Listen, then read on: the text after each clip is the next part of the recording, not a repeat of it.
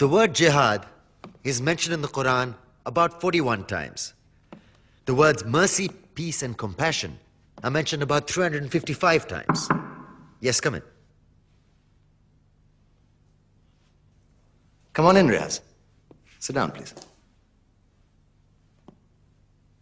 Contrary to popular belief in most Western cultures, Islam is a religion that preaches peace and tolerance.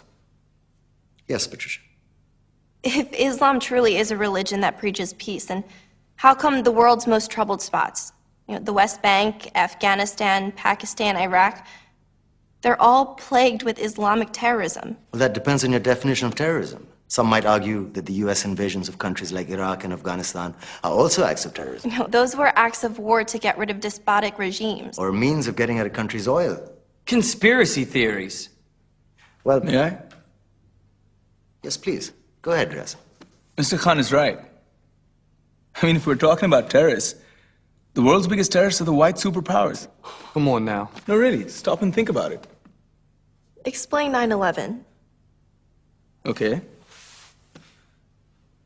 Do you know how many people died in the Twin Towers strike? Around 3,000.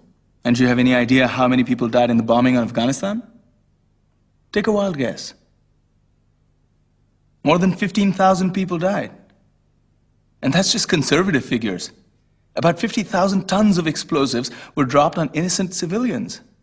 Men, women, children. Yeah, but that was because of the Taliban. Now that you brought it up, did you know that the Taliban was a creation of the CIA to fight the Russians? Whatever. They were still harboring terrorists. Yeah, right. Terrorists that were never found. Just like the weapons of mass destruction that were never found in Iraq. Do you want to get into the death toll in Iraq? 500,000 civilians and counting. And what do Britain and America say when they don't find these weapons? It's simple. They just say sorry. And still refuse to relinquish control of these countries. What are you trying to say? What I'm trying to say is that just because you're American, wear a fancy suit, and call yourself the president, doesn't make you any less of a terrorist. I'm saying that if you don't stop meddling in other people's countries, you will face a backlash. If Muslims like you feel that way, then why don't you get out of our country? We will. As soon as you promise to leave ours.